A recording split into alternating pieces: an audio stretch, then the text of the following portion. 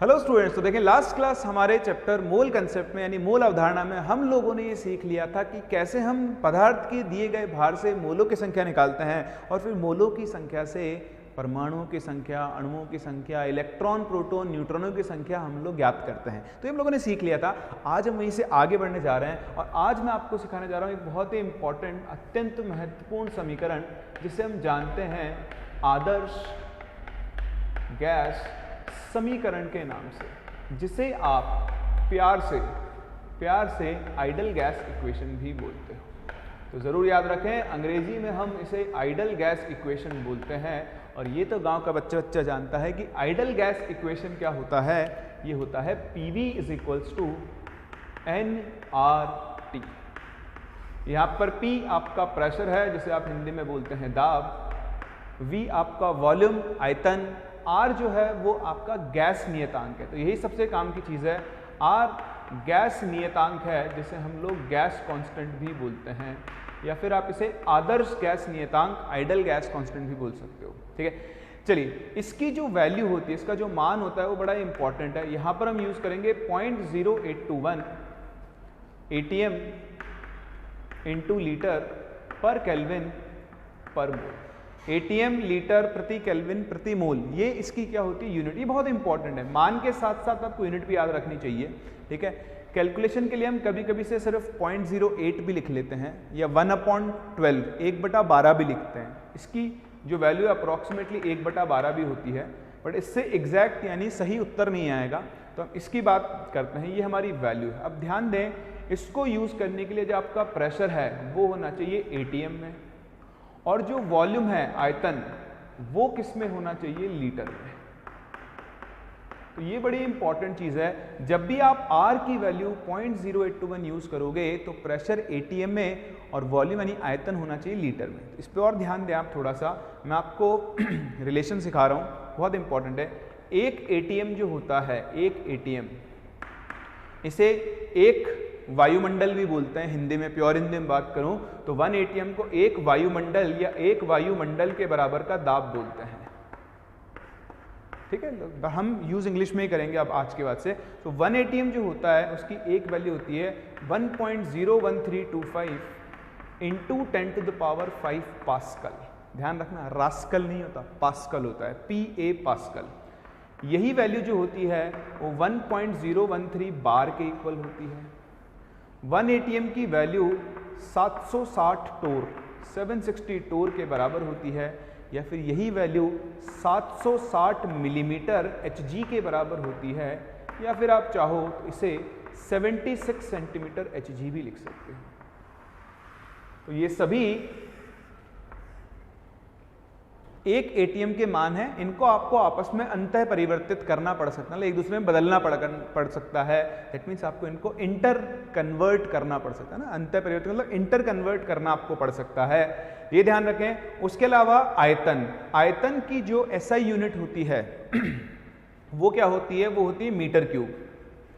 1 metre cube जो होता है वो 1000 डेसीमीटर क्यूब, ये क्या होता है, ये होता है डेसीमीटर क्यूब, या फिर ये 1000 लीटर के इक्वल होता है।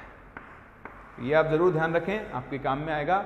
1 लीटर जो होता है वो 1000 मिलीलीटर, या फिर आप इसे 1000 cc, या फिर आप इसे 1000 सेंटीमीटर क्यूब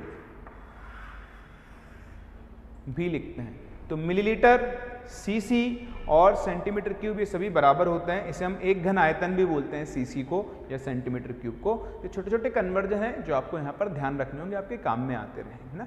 लीटर को मिलीलीटर में बदलना है तो 1000 से गुणा कर दो, मिलीलीटर को लीटर में बदलना है तो 1000 से आप भाग दे देंगे। चलिए, बहुत ही अच्छी बात, ये हम लोगों ने यहाँ पर सीख लिया है। अब आप देखो, ये जो आपका आइडल गैस इक्वेशन है, आदर्श गैस समीकरण, इसकी एक और फॉर्म होती है, एक और इसका रूप होता है, इसे आप देख लें। इसे हम बोलते हैं डेंसिटी फॉर्म। क्या बोलते हैं, डेंसिटी फॉर्म। तो डेंसिटी फॉर्म मतलब घनत्व आप जानते ही हो, भार बटा आयतन, उसे हम लोग क्या बोलते हैं, घनत्व बोलते हैं। तो देखो, ये जो आपका PV = nRT था, ये सब आपके काम में आएगा, इसलिए बता के छोड़ रहा हूँ। ये है मोल्स, ये आपने देख लिया है। मोल्स किसके बराबर होते हैं? भार यानी W, मास भार बटा इसका मोलर भार। आप क्या करो, m को इधर ले आओ, v को इधर ले जाओ, तो बताओ Pm इज इक्वल्स टू क्या बन जाएगा? W/v इंटू RT, या फिर हम इसे Pm इज इक्वल्स टू क्या लिख सकते हैं? DRT। तो ये आपके पास आदर्श गैस समीकरण के दो रूप हैं, दो फॉर्म्स हैं जो आपको पता होने चाहिए। चलिए बहुत ही बढ़िया। इसको सीखने के बाद हम सीखेंगे कि हम इसे यूज कैसे करते हैं। एक बार आप इसे कॉपी करो, फिर हम इसे यूज करना सीखते हैं। चलिए अब ये डेंसिटी फॉर्म देखने के बाद मैं आपको इस इक्वेशन को यूज करना और सिखा दूं, फिर हम कुछ और चीजें समझेंगे। तो आप ध्यान से देखें, हम यहाँ पर एक कंडीशन लगाते हैं, परिस्थितियां लगाते हैं। तो कंडीशन होती है STP, इसे हम कहते हैं स्टैंडर्ड, ये क्या होता है आपके पास? STP, इसे हम लोग क्या कहते हैं? Standard temperature and pressure. क्या कहते हैं? Standard temperature and pressure. Hindi में हम इसे बोलेंगे मानक ताप एवं दाब। तो आप समझिएगा STP का मतलब क्या हो गया? STP स्टैंडर्ड प्रेशर टेम्परेचर, मानक ताप दाब। तो आप इसे चाहो तो माता दा बोल सकते हो, माता दी मत बोल देना, शॉर्ट फॉर्म में बोलना। तो पर STP ज़्यादा अच्छा है ना, डिफिकल्ट थोड़ा ना ही, तो आपको ध्यान रखना होगा। चलिए ये जो आपका STP है, इसके ना दो कन्वेंशन होते हैं, प्रारूप बोल सकते हो आप। एक तो होता है आपके पास ओल्ड कन्वेंशन, जो पुराना तरीके से हमने माना हुआ है, ठीक है। कन्वेंशन वाले उसको मान के चलते हैं, मुझे एग्जैक्ट हिंदी टर्मिनोलॉजी याद नहीं आ रही उसकी, तो आप कन्वेंशन ही समझ लें। और एक होता है न्यू कन्वेंशन, अभी समझ जाओगे आप, कोई दिक्कत नहीं, कोई दिक्कत नहीं है। न्यू कन्वेंशन, ओल्ड कन्वेंशन जो था वो था 1 ATM pressure, 1 ATM pressure and 0 degree Celsius temperature, या फिर आप इसे चाहो तो 1 ATM प्रेशर और 273 केल्विन टेम्परेचर भी बोल सकते। यह है पुरानी कंडीशन। कुछ बुक्स में इसको NTP भी बोल देता है, नॉर्मल टेम्परेचर प्रेशर, सामान्य ताप एवं दाब, ठीक है। तो चिंता मत करना, NTP लिखा हो तो इस चैप्टर में आपको यही वैल्यू यूज करनी है। ये था पुराना कन्वेंशन, पहले STP को 1 ATM और 0 डिग्री सेल्सियस बोला था, लेकिन अब जो नया कन्वेंशन है उसके हिसाब से STP को बदल दिया गया है। ये होता है 1 बार प्रेशर एवं कोई भी एक स्थिर ताप। तो प्रेशर यानी दाब होना चाहिए एक बार, और ताप आपका क्या होना चाहिए? स्थिर होना चाहिए। टेम्परेचर क्या होना चाहिए? कांस्टेंट होना चाहिए। एक्चुअल कंडीशन ये होती है। अब अगर आपसे कोई बोले स्टैंडर्ड टेम्परेचर प्रेशर, तो वहां पर टेम्परेचर फिक्स होना चाहिए, कुछ भी हो सकता है, 10 डिग्री, 5 डिग्री, 20 डिग्री। लेकिन अगेन इस चैप्टर के लिए STP को क्या ले लिया गया है कि भाई प्रेशर होना चाहिए एक बार, और जो टेम्परेचर होना चाहिए वो होना चाहिए 0 डिग्री सेल्सियस। या फिर आप इसे चाहो तो 1 बार प्रेशर और 273 केल्विन टेम्परेचर इसे लिख सकते हैं। तो सबसे पहले आपको ये समझना आना चाहिए, आज के बाद अगर एग्जाम में STP आया तो आप यही कंडीशन लेकर चलोगे। ये पुरानी कंडीशन है, अगर उसको इस पे पूछना है तो 1 ATM एंड 273 केल्विन वो लिख कर देगा। तो आओ चेक करते हैं कि इससे क्या फर्क पड़ेगा और कैसे हम लोग PV इक्वल टू nRT को यहाँ पर यूज करने वाले हैं ना, काम में लेने वाले हैं। तो आओ देखते हैं। पहले मैं बात करता हूँ ओल्ड कन्वेंशन के हिसाब से। किससे बात कर रहा हूँ?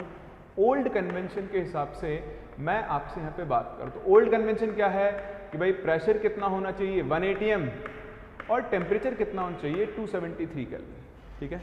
चलिए हम बात कर रहे हैं 1 मोल गैस के लिए। किसके लिए? 1 मोल गैस के लिए। तो मेरे पास गैस के 1 मोल हैं और उस पर मुझे PV इक्वल टू nRT लगाना है। चलिए लगाते हैं। तो मैं निकालना चाहता हूं गैस का आयतन यानी वॉल्यूम। बताओ वॉल्यूम का फॉर्मूला क्या होता है? nRT/P। बताओ गैस के मोल्स कितने हैं? तो गैस के मोल्स आप देखो तो हमने 1 मोल मान लिए। बताओ R की वैल्यू कितनी यूज करते हैं? 0.0821, ठीक है। टेम्परेचर कितना है? 273 केल्विन, और बताओ प्रेशर कितना है? 1 ATM। तो ये वैल्यू कितनी आ जाएगी? 22.4 लीटर्स। वो आप कैलकुलेट कर सकते हो। और आज के बाद याद भी रखना 0.0821 गुणा 273 की वैल्यू जो होती है हमेशा 22.4 ही आती है। तो देखो यहाँ से हमें क्या सीखने को मिल सकता है, यहाँ से हम ये बोल सकते हैं, अगर हम शुद्ध हिंदी में लिखने चलें, अतः 1 मोल गैस का आयतन कहाँ पर 1 atm एंड 273 केल्विन पर कितना होगा 22.4 लीटर होगा, क्योंकि पुराना कन्वेंशन है इसलिए। अगर इसी वैल्यू को मैं नए कन्वेंशन से निकालूं, नए कन्वेंशन से, न्यू कन्वेंशन अगर हम देखें तो न्यू कन्वेंशन के अंदर क्या है, न्यू कन्वेंशन के अंदर आपका जो प्रेशर है वो 1 बार है और टेम्परेचर जो है वो 273 केल्विन है। ठीक है, फिर से हमने वही ली 1 मोल गैस। अब देखो क्या फर्क पड़ेगा, कुछ ज्यादा नहीं पड़ेगा।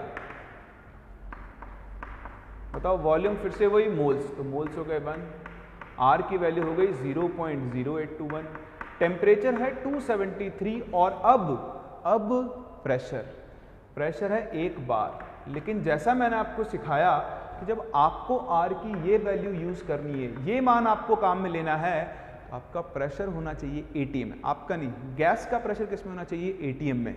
यहाँ किस में है, बार में। तो देखो हमने सीखा था, अभी सीखा था कि 1 atm कितना होता है, 1.013 बार होता है ना। तो बताओ 1 बार किसके बराबर होगा, हाँ 1/1.013, 1/1.0113।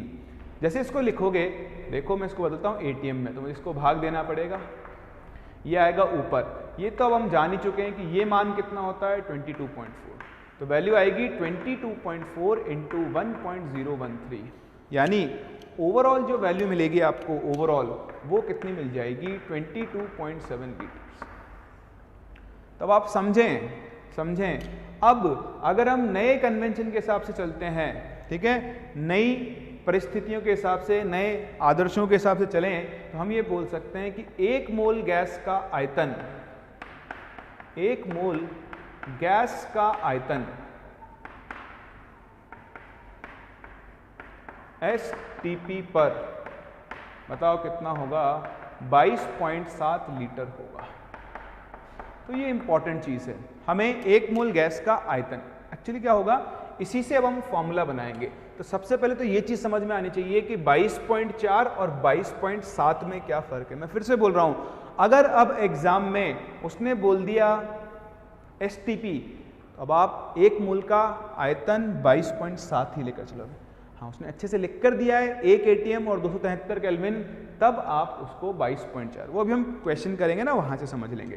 तो चलिए हम पहुंच रहे हैं अपने मोल कैलकुलेट करने के तीसरे फॉर्मूले की तरफ। किसकी तरफ, तीसरे फॉर्मूले की तरफ। बड़ा ही आसान सा फॉर्मूला है, देखो यहीं से बना लेते हैं। ये चीज आपने देख ली है, अब मैं बोल सकता हूं कि 22.4 लीटर किसी गैस का, अगर आप 22.4 लीटर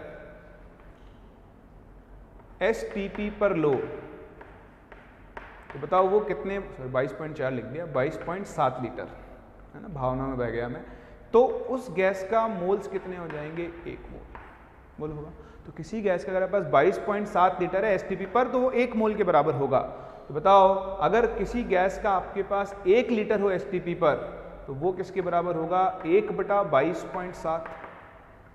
तो अगर उसी गैस का आपके पास V लीटर हो, V लीटर, तो बताओ वो किसके बराबर होगा, V, यानी उस गैस के मोल्स हो जाएंगे V/22.7 लीटर। तो यहां से हमें एक और फॉर्मूला मिल गया है मोल की संख्या निकालने का, कि अगर आपको किसी गैस के मोल निकालने हैं तो आपको क्या लिखोगे, गैस का आयतन, गैस का आयतन कहां पर, STP पर, ठीक है, कहां पर होगा, ये गैस का आयतन होगा STP पर। शायद आपको दिख नहीं रहा होगा, मैं थोड़ा आगे निकल गया। तो यहां आप लिखोगे गैस का आयतन STP पर, और आप उसमें भाग दोगे किससे, 22.7। अब एक और चीज ध्यान रखना, रटने की जरूरत नहीं है, यूनिट इकाई सेम होनी चाहिए। यहाँ लीटर तो यहाँ पर भी वॉल्यूम लीटर में, अगर यहाँ मिलीलीटर में तो उसे भी आप यहाँ मिलीलीटर में यूज करें, वो हम देख लेंगे। अब अगेन जैसा मैंने आपको पहले सिखाया, हम इस फॉर्मूले को ऐसे याद नहीं रखेंगे, हम ऐसे याद रखेंगे हमें गैस के निकालने हैं मोल। क्या निकालने हैं? मोल। और यहां हमारे पास क्या है? गैस का आयतन। गैस का आयतन कहां पर है? STP पर। बताओ अब फॉर्मूला क्या बन जाएगा अपना? बड़ा ही सिंपल सा फॉर्मूला है। अगर आप गैस के आयतन से उसके मोल्स निकालना चाहते हो तो आप उसे डिवाइड बाय 22.7 लीटर करोगे, और अगर आप मोल से आयतन निकालना चाहते हो तो आप इंटू 22.7 कर दोगे। ठीक, यह है नए कन्वेंशन के हिसाब से। अब आप देखो, जो हमने पुराना कन्वेंशन देखा था उसके हिसाब से देखूं तो अगर आपको गैस का आयतन कहां पर पता है? 1 ATM, 1 ATM और 273 केल्विन पर, और उससे आपको मोल निकालने हैं। हाँ बिल्कुल सही। तो फर्क क्या पड़ेगा? इस वैल्यू का। इधर से इधर आना है तो अब हम 22.4 से डिवाइड कर देंगे, और इधर से इधर जाना है तो आप उसे 22.4 से क्या कर दोगे? मल्टीप्लाई कर दोगे। और इस तरह से हमारे पास मोल कैलकुलेट करने का तीसरा फॉर्मूला आ चुका है। और अब बहुत ही आसान हो गया है। तो सबसे पहले तो मैं आपको इसको यूज़ करके दिखाऊं, सिर्फ फॉर्मूले को यूज़ करके दिखाऊं। मान लो मेरे पास 11.2 लीटर O2 है एट 1 ATM एंड 273 केल्विन। बताओ इसके मोल्स कितने होंगे? बहुत सिंपल, O2 का वॉल्यूम दिया हुआ है 11.2 लीटर, 1 ATM 273 है 22.4, ये भी लीटर में ये भी लीटर में, आंसर आ जाएगा 0.5 मोल। खत्म।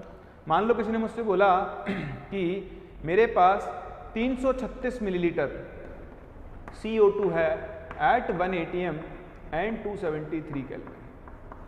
बताओ मोल्स कितने आ जाएंगे CO2 के? 336, ये मिलीलीटर में है। अब वैसे तो आप 22.4 लीटर से डिवाइड करते हैं, ये मिलीलीटर में, ये लीटर में, तो बहुत नाइंसाफी है। तो आप इसे भी किस में बदलोगे? लीटर में बदलोगे, और अब आपको अपना आंसर मिल जाएगा। ध्यान दो, मैं आपको लिख के दे रहा हूँ 1 ATM 273। अगर मैं आपसे ऐसा बोल देता let's say 11.35 litre at STP, तो आप STP के लिए वैल्यू क्या यूज करते? 22.7। तो यहाँ मोल्स कितने आते? 11.35 डिवाइडेड बाय 22.7 यानी 0.5 मोल। कर सकते हैं। तो ये आपके पास एक और फॉर्मूला निकल कर आ गया है। कई बार ऑप्शन से भी आपको देखना पड़ेगा, पेपर में तो नहीं आएगा, कई किताबों में आपको मिल जाएगा। STP को वो यही यूज कर लेगा।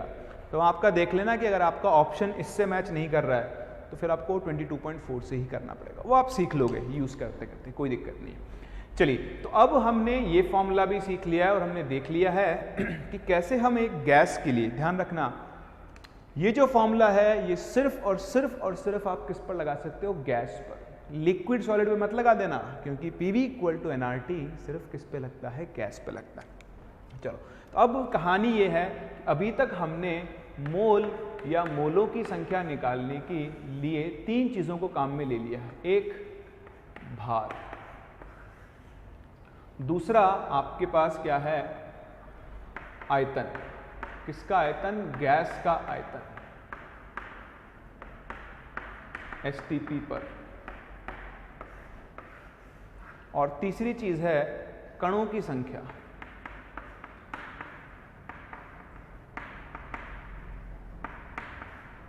तो मैंने आपको सिखा दिया, अगर आपको मोल से भार निकालना है तो आपको मोलर भार, मोलर मास से डिवाइड करना।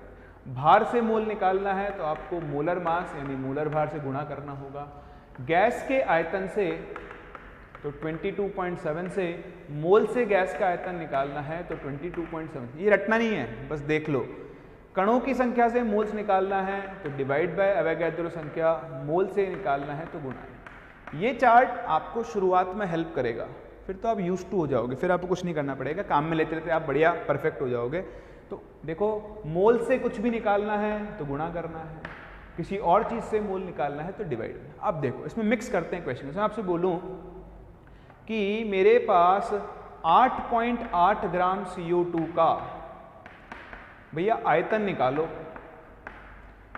एक एटीएम दाब M273 केल्विन ताप पर। अभी निकाल देते हैं। क्या दिया है? भार। किसका भार? CO2 का भार। निकालना क्या है? आयतन। तो यहां से यहां पहुंचना है। तो देखो यहां से आने के लिए बीच में आपको मोल से मिलना पड़ेगा। तो पहले भार से निकालो मोल। तो बताओ भार से मोल निकालने के लिए क्या करेंगे? इसके मोलर मास। तो बताओ मोलर मास से डिवाइड करते ही आ जाएगा 0.2 मोल। ये तो आ गए CO2 के मोल। आपको निकालना है आयतन 1 ATM MM273 केल्विन पर। तो 0.2 गुणा 22.4, आंसर कितना आ जाएगा? 4.48 लीटर। क्वेश्चन खत्म। आप मुझसे कह दो कि भाई मेरे पास 8.96 लीटर SO2 है एट 1 ATM and 273 केल्विन, है ना? 1 ATM 273 केल्विन पर मेरे पास 8.96 लीटर SO2 है।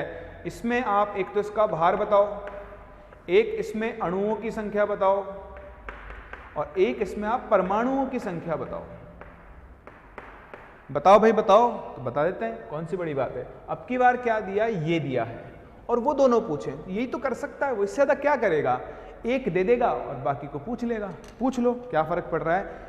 8.96 लीटर SO2 1 ATM और 273 पर। तो पहले निकालो इसके मोल।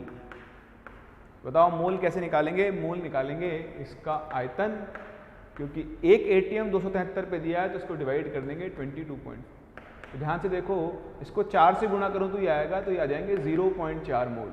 इतना तो आप कर ही सकते हो बस। अब अगर आपको मोल से भार निकालना है, ये तो गांव का बच्चा जानता है, मोल से भार निकालने के लिए मोलर भार इसका आएगा 64। तो 4 चौक 16, 6 1 24 और 1 25, 25.6 ग्राम। क्वेश्चन खत्म। आपको इसमें परमाणु अणुओं की संख्या निकालनी। लो भाई निकालो। तो देखो मैंने आपको सिखाई दिया है, ऐसे नहीं करेंगे हम, कैसे करेंगे? 0.4 मोल SO3। अगर आपको अणुओं की संख्या निकालनी है तो उसमें तो कुछ करना ही नहीं है। अणुओं की संख्या कैसे निकालेंगे? मोल को गुणा कर देंगे Na से। ये लो, क्योंकि अणु है ना खुद भी, तो बस ये आ गए अणुओं की संख्या। परमाणु की संख्या निकालनी है, तो बताओ इसके 1 मोल में कितने परमाणु होंगे? 3 और 1 4। तो 0.4 में कितने होंगे? गुणा 4, 1.6 मोल। 1.6 मोल यानी 1.6 Na। तो ये चीज़ मैं आपको पिछले लेक्चर में बहुत अच्छे सिखा चुका हूँ, और जिन लोगों ने पिछले लेक्चर देखने के बाद ये देख रहे हैं उनको पता होगा कि पहले हम इसको लिख के करते थे, अब हम इसे हवा में सॉल्व कर रहे हैं। 1 में 4 हैं तो 0.4 में गुणा 4, 1.6 मोल, और मोल का मतलब होता है Na। तो इस तरह से आप अपने इन तीनों फॉर्मूलों को आपस में क्या कर सकते हो? रिलेट कर सकते हो। तो चलो अब करते हैं कुछ और क्वेश्चंस इन सबको मिक्स करने पर। अब जो क्वेश्चन होंगे वो मिक्स्ड होंगे, तीनों में से कुछ भी दे सकता है और कुछ भी आपसे पूछ सकता है। तो आओ शुरू करते हैं प्रश्नों के साथ। और देखें, ये हमारा पहला प्रश्न दिख रहा है आपको। O18 के 9 मिलीग्राम में उपस्थित न्यूट्रॉनों की संख्या है। आपको O18 के 9 मिलीग्राम में उपस्थित न्यूट्रॉनों की संख्या निकालनी। तो आपको क्या करना है? आप वीडियो को पॉज करके अपने इस क्वेश्चन को देख सकते हो, सॉल्व कर सकते हो। चलिए डिस्कस करते हैं, देखिए अपने इस क्वेश्चन को। तो मेरे पास O18 है। कौन है? O18। O18 के 9 मिलीग्राम है, उसमें आपको न्यूट्रॉनों की संख्या। तो देखो ऑक्सीजन का एटॉमिक नंबर 8 होता है, तो पहले आप एक ऑक्सीजन में क्या निकालो? न्यूट्रॉनों की संख्या। तो कैसे निकालोगे? एक ऑक्सीजन में न्यूट्रॉनों की संख्या 18 माइनस 8, जो कि कितनी होगी? 10। सही है। तो मुझे पता लग गया है कि एक ऑक्सीजन में 18 न्यूट्रॉन होते हैं। ठीक, तो एक ऑक्सीजन परमाणु अगर मैं ले लूं तो उसके अंदर कितने होंगे? 10 न्यूट्रॉन होंगे। 10N लिख रहा हूं, होंगे। तो बताओ अगर मैं इसका, जो मैंने आपको सिखाया था पिछले लेक्चर में भी, कि अगर मैं इसी का 1 मोल ले लूं, बताओ उसमें कितने न्यूट्रॉन होंगे? उसमें 10 मोल न्यूट्रॉन होंगे। अच्छा, अब आप पता करो आपके पास कितने मोल हैं। तो आप यहां से ऑक्सीजन के मोल निकालो। क्या निकालोगे? ऑक्सीजन के मोल। कैसे निकालोगे? ऑक्सीजन का भार। देखो ये 9 मिलीग्राम है, तो गुणा 10 की घात क्या बनेगा? -3 बटे क्या आएगा? इसका मोलर भार 16 मत ले लेना। यहाँ पर जो समस्थानिक है उस पर क्या है? 18। इसका मोलर भार हो गया 18 ग्राम। तो आप ध्यान से देखो, ये इसको 2 टाइम्स काटेगा तो 1/2 होता है 0.5, तो ये बन जाएगा 0.5 गुणा 10 की घात -3 मोल।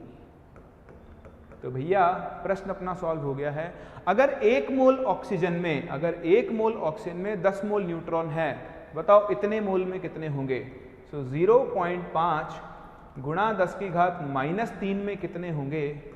10 गुणा 0.5 गुणा 10 की घात -3 मोल होंगे। तो देखो इससे 10 से इसका पॉइंट गया, ये बन गया 0.005 मोल, और 1 मोल में कितने इलेक्ट्रॉन न्यूट्रॉन हो जाएंगे? Na। तो ये मेरे इस क्वेश्चन का सही आंसर होगा, जो कि कौन सा हो जाएगा? Option number C. कर सकते हैं ना?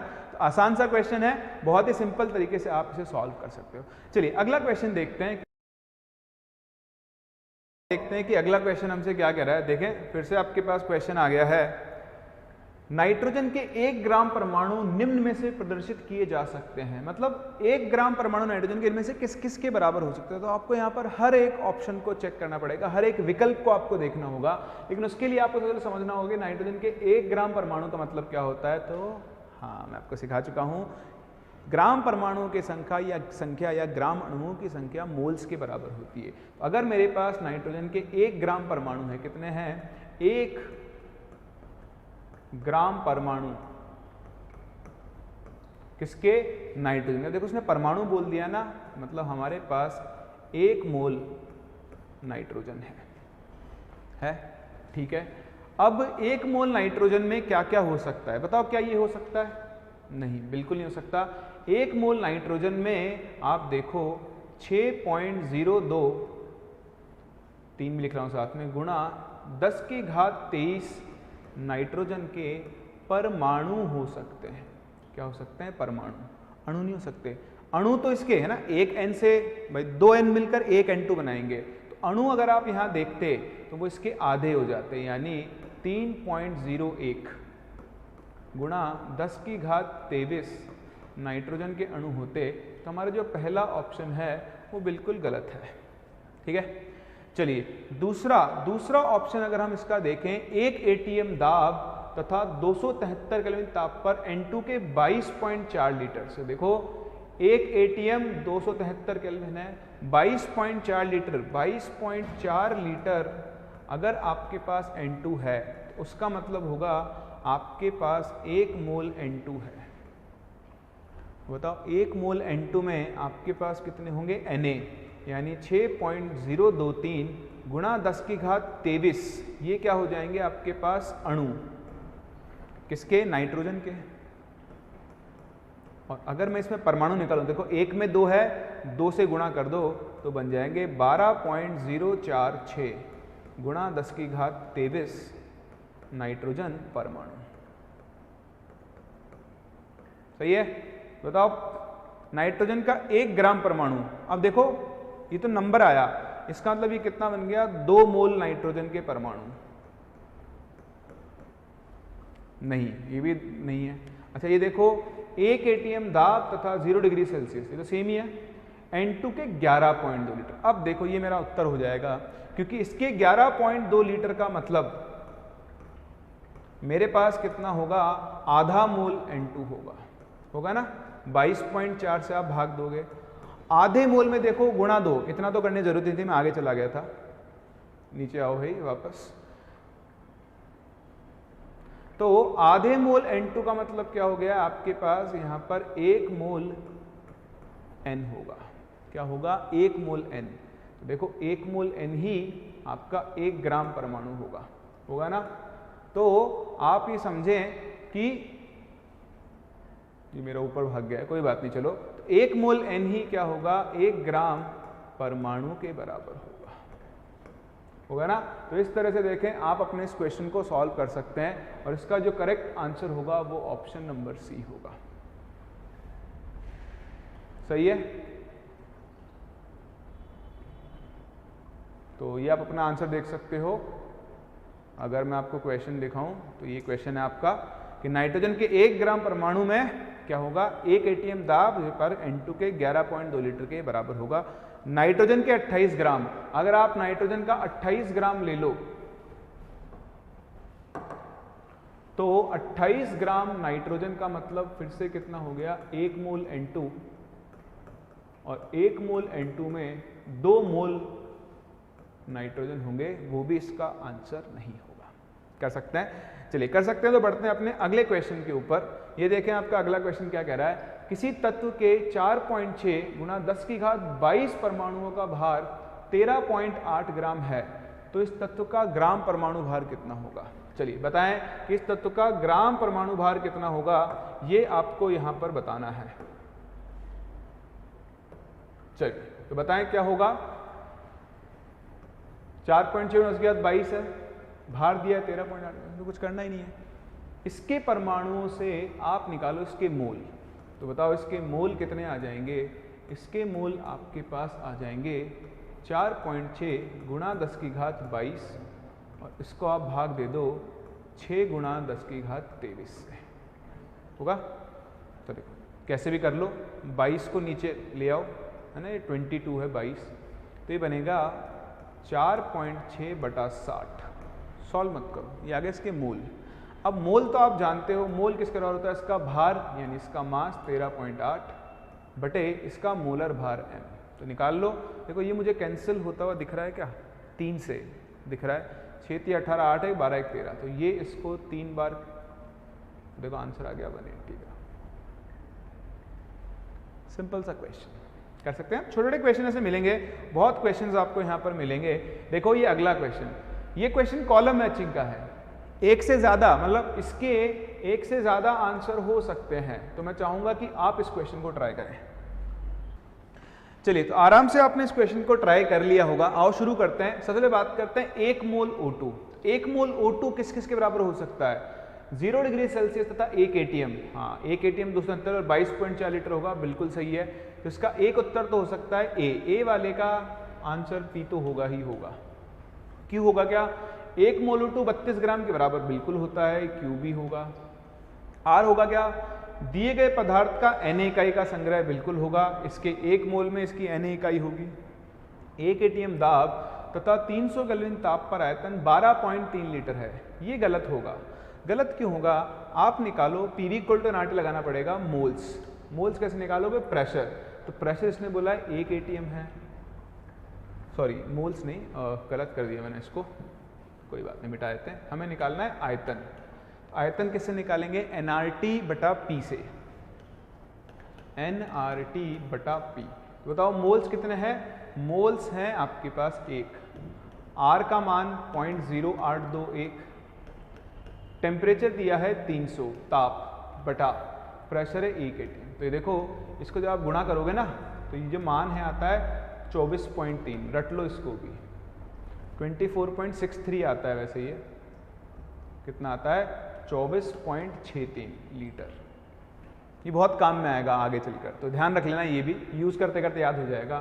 तो 12.3 नहीं आएगा, 24.6 आएगा। तो ऐसे इसका आंसर नहीं है। टी, ऑक्सीजन के 2 ग्राम परमाणु, ये बिल्कुल सही है। देखो 1 मोल O2, 1 मोल O2 में 2 मोल ऑक्सीजन के परमाणु होंगे, और 2 मोल का मतलब कितना होता है?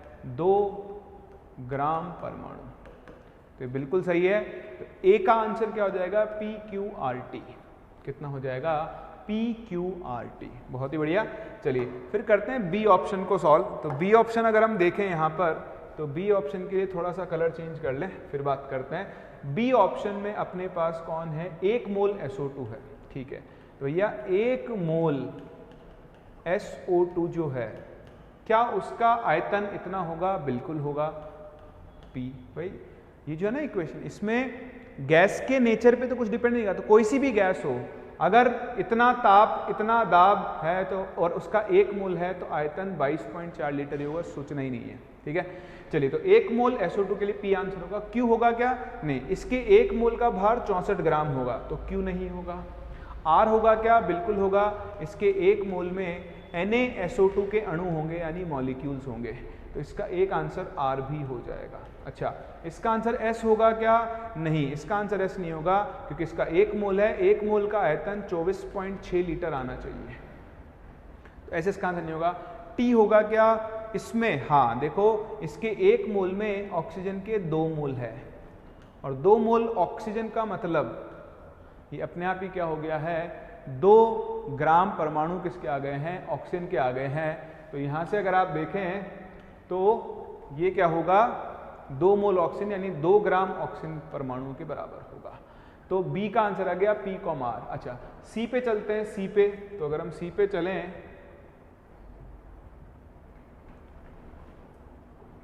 तो मुझे मेरा क्वेश्चन भी तो दिखना जरूरी है, ये भाग जाते हैं बार बार प्रभु। चलो तो यहाँ पे आपको क्वेश्चन दिखा देते हैं। एक आंसर आपने देख लिया, बी का आ गया है। चलो चलो सी पे, 4 ग्राम हीलियम, ठीक है, सॉरी। तो अगर हम 4 ग्राम हीलियम की बात करें, 4 ग्राम हीलियम यानी हम बात कर रहे हैं सी ऑप्शन की, तो 4 ग्राम हीलियम, हीलियम का मोलर भार 4 ही होता है, तो आपके पास हो गई 1 मोल हीलियम। चलिए बहुत ही बढ़िया। तो 1 मोल हीलियम का आयतन इतना होगा, तो सी का आंसर पी होगा।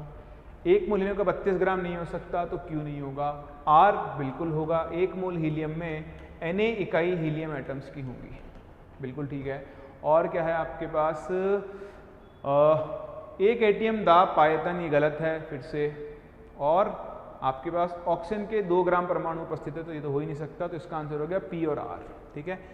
अब आता है 1 ग्राम H2। तो ध्यान से देखो, 1 ग्राम H2 यानी डी। तो देखो सी का ऑप्शन हो गया पी आर, बी का हो गया पी आर, ए का हमने लिख लिया था। अब चल रहे हैं हम डी की तरफ।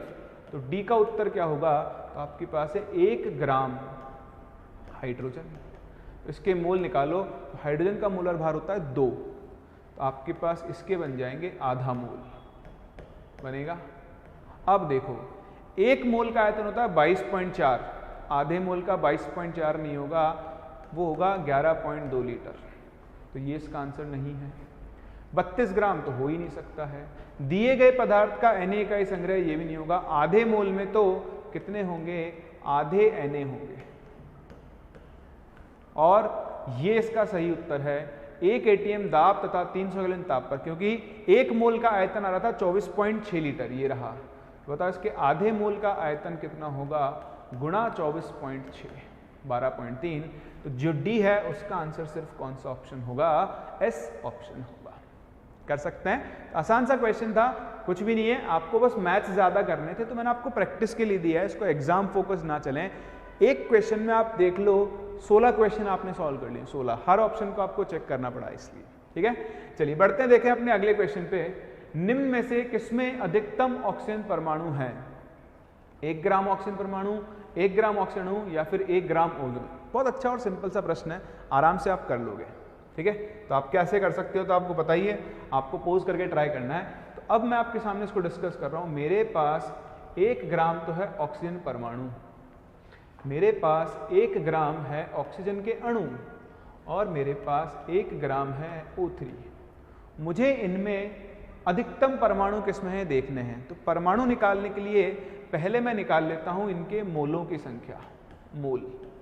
बताओ ऑक्सीजन के मोल कितने आएंगे, 1/16, इसका मोलर भार। इसके कितने आएंगे, ये ऑक्सीजन परमाणु है 1/32, और इन भाई साहब पे कितने आएंगे, 1/48, 3 ऑक्सीजन है, ठीक है। चलिए ये है इतना मोल O, ये है इतना मोल O2, और ये है इतना मोल O3। अब आप देखो इसमें ऑक्सीजन के परमाणुओं के मोल निकाल लेते हैं हम।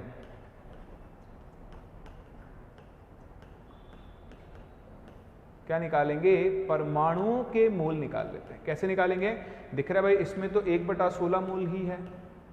अच्छा तो इसमें कितने आएंगे, 1 में 2 है ना, तो 2 गुणा 1/32, ये भी कितने बन गए, 1/16 मोल बन गए। यहां देखो 3 है, तो ये बनेंगे 3 गुणा 1/48, यानी 1/12 मोल, सॉरी 1/16 मोल, है ना, ये गलत लिख दिया मैंने। तो ये बन जाएगा 1/16 मोल। तो अब आप देखो मोल तो है ही, गुणा Na गुणा Na गुणा Na करना है। तो जैसे Na करोगे, इसके मोल इसके मोल इसके मोल सेम है, तो परमाणु भी क्या होंगे, सेम। यानी आपका उत्तर क्या होगा, सभी में समान संख्या होगी, किसकी, परमाणु की। कर सकते हैं, तो बहुत ही आसान सा क्वेश्चन था, आराम से आप इसे सॉल्व कर सकते हो। ये देखें, ये एक बहुत अच्छा प्रश्न है, देखते हैं, ट्राई करें इस क्वेश्चन को कि आप इस क्वेश्चन को सही कर पाते हो या फिर नहीं कर पाते हो। चलिए इसमें क्या कह रहा है देखो, इसमें जनरली लोग गलती करते हैं। उनको क्या ये दिखता है 300 केल्विन ताप पर इसका घनत्व, वैसे घनत्व दिया हुआ है, लोग इसको क्या करते हैं, ये भी थोड़ा चेंज हो गया है क्वेश्चन, बट इसमें वो 22.4 से या 24.6 से भाग देकर करते हैं। ये बहुत ही आसान है। देखो 100 ml H2O लिक्विड है, आपको इसमें H2O अणुओं की संख्या ज्ञात करनी है, उसका घनत्व आपको दिया हुआ है 0.981। तो सबसे पहले आप यहाँ से क्या निकालोगे, जल का भार, यानी H2O का भार कितना है। तो भार कैसे निकालेंगे, आयतन मिलीलीटर में गुणा इसका घनत्व कितना है 0.981 ग्राम प्रति ml। तो देखो ml से ml कैंसिल, ये आपके पास बन जाएगा 98.1 ग्राम। कितना बनेगा 98.1 ग्राम। आप क्या निकालिए, अणुओं की संख्या, तो बस पहले निकाल लो इसके मोल, कितने आएंगे 98.1 डिवाइडेड बाय 18, ये आ गए मोल। मोल को गुणा कर दो Na से, तो आपको अपने इस प्रश्न का भी क्या मिल जाएगा, उत्तर मिल जाएगा। चलिए तो आज मैंने आपको सिखाया कि कैसे हम जो मोल के हमने 3 फॉर्मूले बनाए, सूत्र बनाए, उनको काम में लेते हैं, कैसे हम उनसे खेलते हैं और कैसे हम उनके अंदर चीज़ों को यूज़ करते हैं, काम में लेते हैं। इसमें एक और छोटी चीज़ मैं आपको सिखा दूं, बस फिर आज के लेक्चर को हम खत्म करते हैं। तो आए वापस से हमारे पुराने तरीके पर, और अब सीखते हैं कुछ और छोटी छोटी चीज़ें। कई बार आपको ना एक आयन के ऊपर आवेश निकालना होता है ना, चार्ज निकालना होता है। तो आवेश का निर्धारण,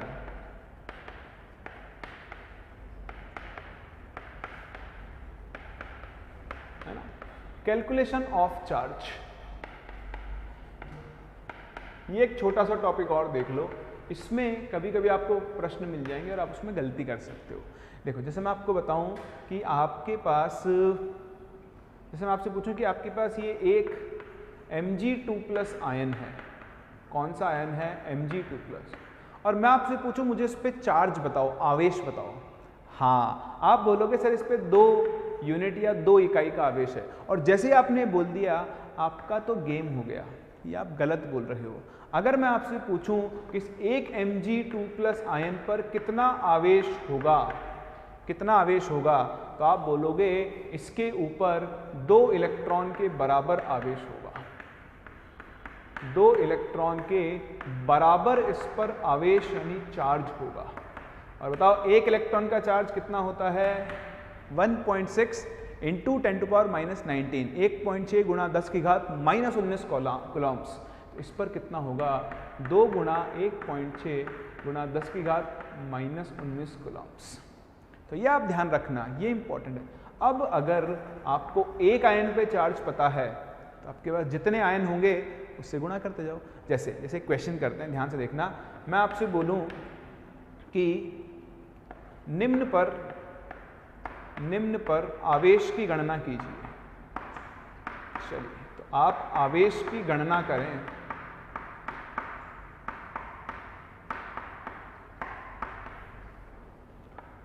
पहला आपके पास है 54 ग्राम एल्यूमिनियम का +3 आयन, और दूसरा है आपके पास 54 AMuAl3। इन दोनों में अंतर, इन दोनों में फ़र्क आपको बहुत अच्छे से पता होना चाहिए, वरना फिर आप इस प्रश्न में गलती करोगे। और बहुत छोटी सी चीज़ है जिसमें आपको ध्यान देना होगा, फ़र्क है इसका, ये है ग्राम में, ये है AMU में। बहुत ध्यान से सुने, जब भी कभी भी कहीं भी आपको किसी भी एटम का, परमाणु का, अणु का, मॉलिक्यूल का, कंपाउंड का, पदार्थ का भार AMU में दिया जाए, तो आप ये समझना कि जब हम भार AMU में लिखते हैं तो हम 1 atom, 2 atom, 5 atom, 10 atom, 15 atom उनका भार लिखते हैं। तो इसका मतलब ये समझना बहुत ज़रूरी है। अगर आपसे मैं कहूँ मेरे पास एक Al3+ आयन है, आयन, उसका भार आएगा 27 AMU, क्योंकि इसका परमाणु भार भी 27 AMU होता है। तो एक एल्यूमिनियम 27 AMU के बराबर है, तो बताओ 54 AMU किसके बराबर होगा? हाँ, वो हो जाएगा 2 एल्यूमिनियम आयंस के बराबर। किसके बराबर होगा? 2 एल्यूमिनियम आयंस के बराबर ही होगा। अब यहाँ क्या है? यहाँ ग्राम है, तो यहाँ आपको सीधे आयन नहीं मिलेंगे, यहाँ पहले आपको मिलेंगे मोल। किसके? Al3+ के। 54 बटा इसका मोलर भार 27, यहाँ पर आपके 2 मोल Al3+ होंगे। और बताओ 2 मोल Al3+ का मतलब कितना हो गया? 2 NaAl3+ आयन। सबसे पहले आपको ये चीज समझ में आनी चाहिए कि इसके 54 AMU में कितने आयन होंगे?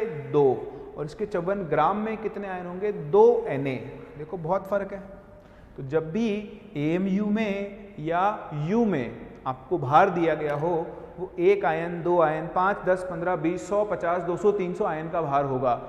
लेकिन ग्राम में दिया गया भार मोलों के अंदर आएगा। कम से कम वो 1 मोल का मास तो भार तो होता ही है, तो उसी के हिसाब से होगा। मतलब ग्राम में भार दिया हो तो पहले मोल निकालेंगे, AMU में दिया है तो पहले हम डायरेक्ट ही हमें नंबर ऑफ आयन मिलेंगे, यहाँ से आपको मोल नहीं। कुछ बच्चे क्या जो रटते हैं वो इसको ऐसे करते हैं, 54 डिवाइडेड बाय Na, ये इसके मोल आ गए। मोल नहीं है, मोल तो तब निकालते हैं जब भार किस में दिया गया हो? ग्राम में, क्योंकि जो मोलर भार होता है वो भी किस में होता है? ग्राम में होता है। चलिए अब बस हो गया। तो इस वाले प्रश्न का आंसर निकालूं पहले वाले का, तो भाई 1 एल्यूमिनियम आयन पे चार्ज कितना होता है? होता है 3 इलेक्ट्रॉन, यानी 3 × 1.6 × 10⁻⁻19। 3 × 1.6 × 10⁻⁻19। तो अगर 1 पर इतना होता है, आपके पास कितने हो गए? 2 Na। तो 2 Na पे कितना हो जाएगा? 3 × 1.6 × 10⁻⁻19 गुणा 2 गुणा Na की वैल्यू 6.023 × 10⁻23 कोलॉम्ब्स। ये सॉल्व हो गया। इसी तरह अगर आप यहाँ देखो तो यहाँ 2 आयन है, तो बताओ 2 आयन पे चार्ज कितना हो जाएगा? 1 पर है इतना, तो 2 पर कितना हो जाएगा? इंटू 2 और कर दो। तो ये इन दोनों प्रश्नों के उत्तर में फर्क होगा, क्योंकि जिन यूनिट्स में दिया गया है उनमें भी फर्क है। कर सकते हैं। चलिए, तो बेसिक मोल मैंने आपको यूज करना सिखा दिया है। अब इसके बाद हम चलेंगे अपने अगले टॉपिक के ऊपर, जिसका नाम है एवरेज मोलर मास, यानी माध्य मोलर भार। क्या होता है, कैसे निकालते हैं, कैसे यूज करते हैं, वो हम लोग सीखेंगे नेक्स्ट लेक्चर में।